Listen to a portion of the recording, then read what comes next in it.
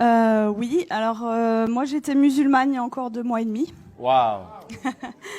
Et je suis médecin, on m'a annoncé un cancer des ovaires au mois de juin. D'accord, d'accord. Et pendant 3 semaines, un mois, en fait, j'étais très très mal, jusqu'à entendre parler de Jésus.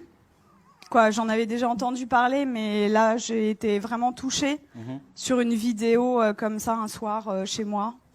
Et donc je me suis intéressée à cette personne et en fait j'avais pleuré pendant 3 semaines de tristesse et là je pleurais d'amour. Waouh. Et je comprenais pas.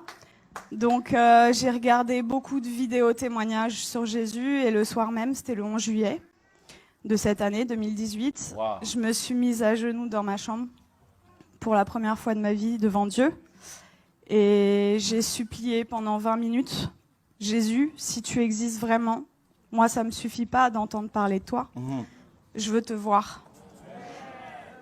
Et je veux te voir d'une façon que plus jamais de ma vie je vais douter de toi. Et en fait, pendant 20 minutes, j'ai attendu, j'ai supplié à genoux. Et il s'est rien passé, je suis retournée dans mon lit. Et là, j'ai entendu une voix qui me disait « Retourne-toi ». Et j'ai fait ma rebelle. J'ai dit « Mais il n'y a rien, il y a un mur blanc derrière moi ». Et j'ai entendu une deuxième fois « Retourne-toi » de façon très forte. Et là, je me suis retournée. Et en fait, au-dessus de mon lit, j'ai fait plusieurs pas de recul parce qu'il y avait la tête de Jésus, en fait. Waouh. Et énorme. Et en fait, dans ses yeux, ses yeux sont pas comme les nôtres en fait. Il n'y a pas un cercle quoi. Il y a tous les univers dans ses yeux.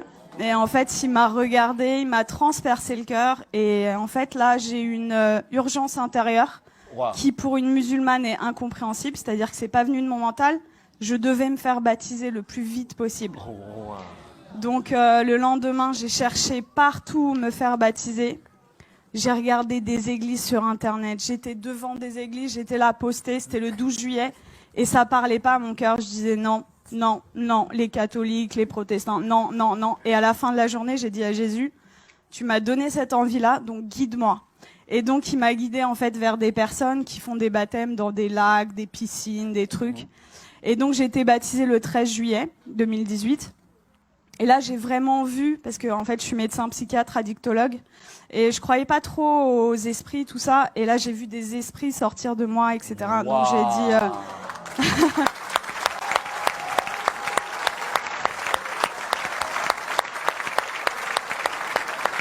Est-ce que ça vous dérange de venir un peu? Hein? Ça vous dérange de venir? De quoi? Est-ce que vous pouvez venir? C'est possible? Ah oui, je peux. Mais là, c'est... Donc là, j'ai vu des esprits sortir de moi et je rentre chez moi, c'était le 13 juillet. Et là, dans mon lit, je commence à parler une langue où je comprenais rien. Et là, je dis, mais qu'est-ce que c'est que ça? Et en fait, on m'a dit après, c'est du parler en langue. Mais chez les musulmans, ça n'existe pas. Donc moi, j'avais jamais entendu parler du parler en langue. Et ça a duré 3/4 d'heure, 1 heure. J'ai parlé une langue où je comprenais 0 mot.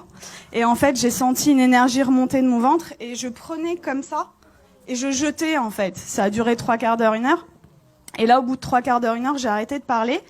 Et j'avais des douleurs depuis 4 ans, tous les jours. Et là, pour la première fois depuis 4 ans, plus aucune douleur.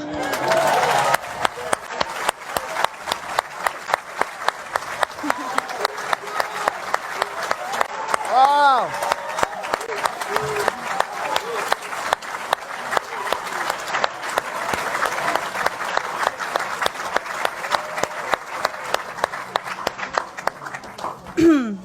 Et donc là, j'ai dit, ok, je suis guérie, c'est bon. J'ai pris rendez-vous chez mon gynéco le 17 juillet. Et j'arrive et je lui montre les examens complémentaires, les marqueurs tumoraux, l'IRM pelvienne. Et il me dit, bon, écoutez, alors c'est une maladie très sévère. On va opérer, on va faire un traitement, etc. Et là, je le regarde avec le sourire et je lui dis, vous savez pas ce que je vais vous dire? Je suis guérie. Et là... Et là, il me dit, comment ça, je comprends pas. Il m'a écouté quand même parce que je suis médecin, j'ai un cabinet juste à côté de chez lui, quoi. Donc il savait que c'était pas n'importe, voilà. Et là, je lui dis, mais en fait, je suis guérie. Et il me dit, bon, parce que le déni en médecine, ça existe beaucoup. Il me dit, bon, allez, on va faire l'échographie. Et en fait, là, il me fait l'échographie et il était bouche bée. Donc, en fait, il passe sur l'ovaire gauche. Là, il me dit au ralenti, ovaire gauche normal. Et après, il passe sur l'ovaire droit et il me dit, ah, il y a 2 images. Je dis, ouais. Et il me dit, ah, mais attendez, c'est des follicules de maturation. Donc, en fait, les follicules de maturation, c'est ce qui donne les ovules. Et moi, je n'en avais plus. Donc, en fait, là, mes ovaires étaient morts et ils sont revenus à la vie. Oh.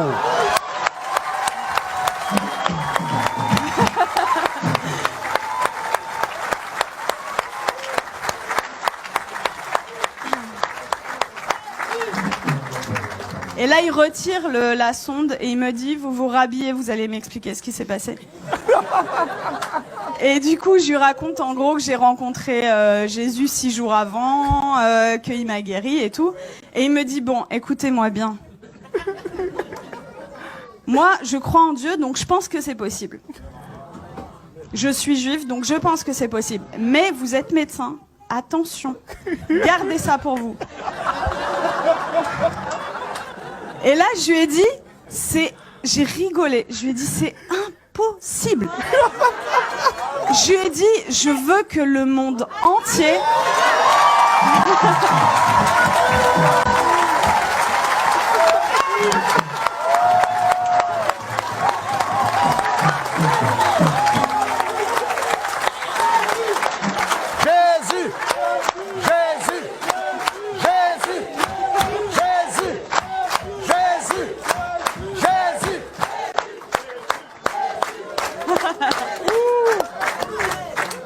Je lui ai dit, je veux que le monde entier sache que Jésus est vivant. Et il m'a dit, bon, ok. Et il m'a fait mon compte rendu d'échographie, qui était normal. C'était un plaisir pur. Et il me le rend. Et là, il me dit, est-ce que je peux vous faire la bise au lieu de me serrer la main? Je dis, bien sûr. Et il me prend le visage et il me dit que Dieu vous garde. Et en fait, ce que je raconte partout autour de moi, c'est, tout à l'heure, le frère disait que vous aviez vécu au Cameroun l'acte des apôtres. En fait, c'est ce que je vis tous les jours, quoi. Et c'est-à-dire que je travaillais que en cabinet. Le Seigneur m'a amené à travailler à l'hôpital, aux urgences. Et en fait, je vois des cas psychiatriques sévères. Et ma première garde après mon baptême, les infirmiers, le geste qu'ils ont fait le plus dans la nuit, c'était ça. Ils y croyaient pas, en fait. Il y avait que des miracles. Toute la nuit. Ils ont pas compris.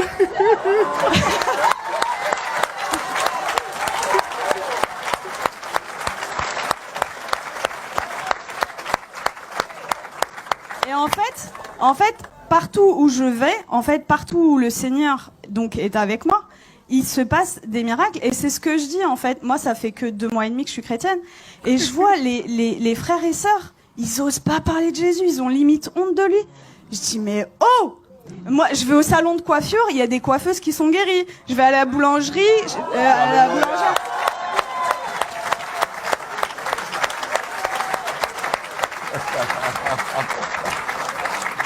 En fait, j'aime beaucoup cette expression. En fait, je dis que le Seigneur, c'est l'antidote à tout. Et le monde entier a le poison. C'est-à-dire qu'ils connaissent pas Jésus.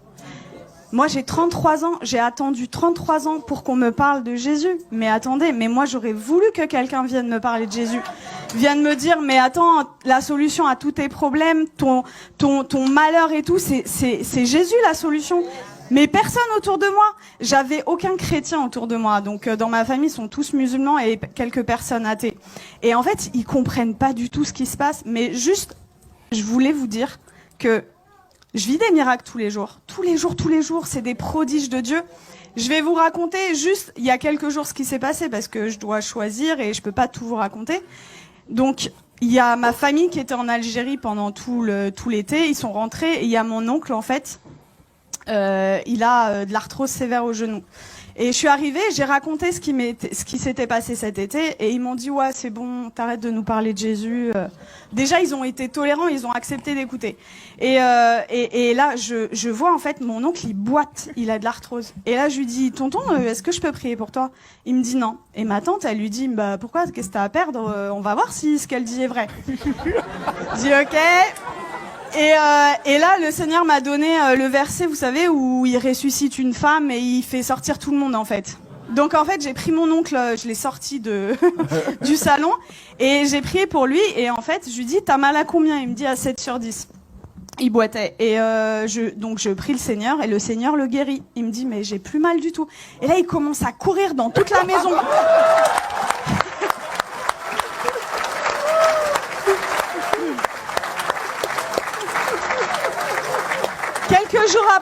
Quelques jours après, je retourne dans la famille et là, il me dit, Nermine, tu vas pas me croire, j'ai vu mon ophtalmo. En fait, il voit son ophtalmo 2 fois par an et pour son glaucome. Donc le glaucome, c'est une maladie chronique, c'est à vie, c'est comme le diabète. Et il me dit, l'ophtalmo, il a pas compris, j'ai plus de glaucome. Il lui a dit, je peux pas t'arrêter les 2 traitements parce que voilà, mais j'en arrête 1 sur 2. La prochaine fois, s'il y a plus rien, on arrête le 2e, quoi. Et donc ça, c'était mon oncle et mon père qui a 80 ans, musulman depuis 80 ans. Waouh. J'ai été le voir, ça faisait très longtemps que j'étais pas allée le voir, au moins 6 mois, 1 an. J'ai été le voir jeudi dernier. Et en fait, je lui ai raconté ce qui m'est arrivé. Il a été guéri, j'ai prié pour lui, il a été guéri de ses acouphènes, c'est des bourdonnements. Il avait depuis 10 ans, plus d'acouphènes. Il avait mal au dos, il pouvait pas sortir sans ceinture. Plus de ceinture, je l'ai sorti sans ceinture. Il voyait double, il avait une diplopie. Il voyait double quand il mettait pas ses lunettes. Plus de diplopie. Et là, au bout de 2 heures, il me dit, c'est bon, je me donne à lui.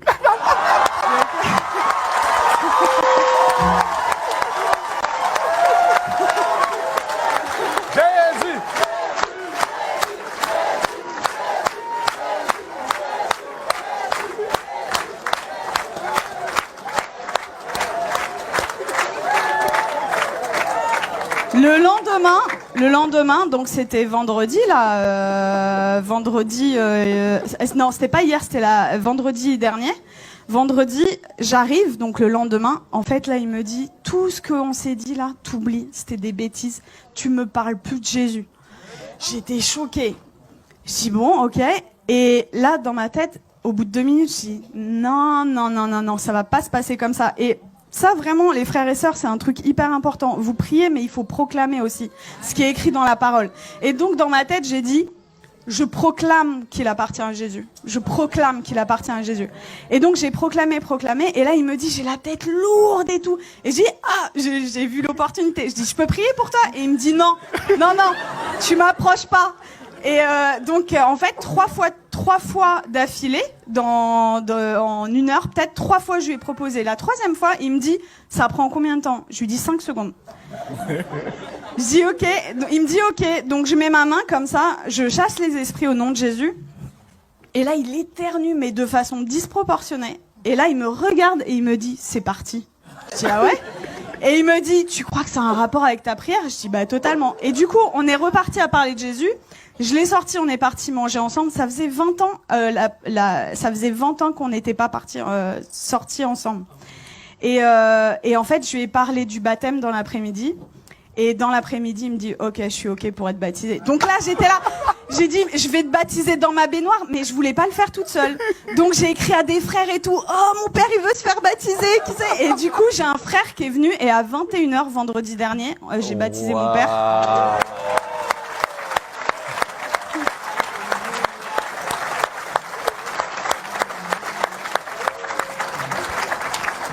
Et voilà, pour vraiment vous dire que rien n'est impossible. Il a 80 ans, il est musulman, jamais. Alors, après ma conversion, le Seigneur m'avait donné une vision où je baptisais mon père. Je disais, ok, Seigneur, mais waouh. Et en fait, ça s'est passé, quoi. Donc, vraiment, ne perdez pas espoir avec vos familles. Tout est possible. Pour nous, c'est impossible, mais pour le Seigneur, c'est possible. Et voilà, vraiment, votre vie, ça devrait ressembler au lac des apôtres, quoi. Donc vraiment, n'ayez pas honte de parler de Jésus. Qu'est-ce que ça va vous coûter? Vous passez à la boulangerie. Vous savez, moi, je suis dans ma voiture et même sur le périph', j'ai des gens, en fait, je loue le Seigneur. J'ai effacé toutes mes musiques du monde là et j'ai mis des louanges. Et donc je chante et tout. Et même sur le périph', il y a des gens, ils passent sur le périph', ils me font comme ça. Et moi, j'ouvre ma fenêtre et je leur dis Jésus est la réponse.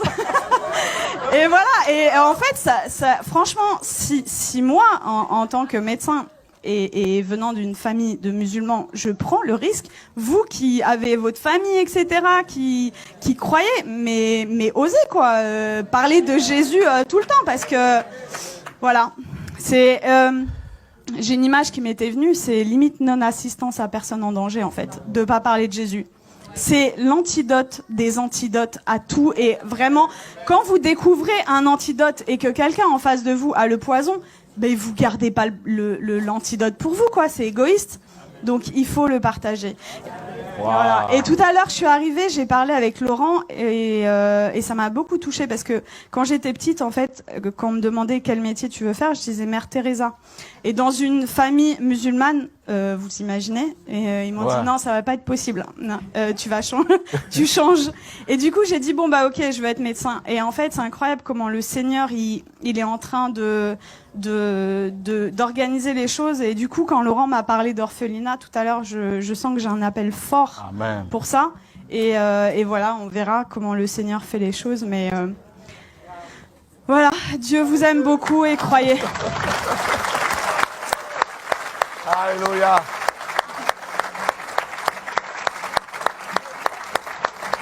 Waouh. Gloire à Dieu.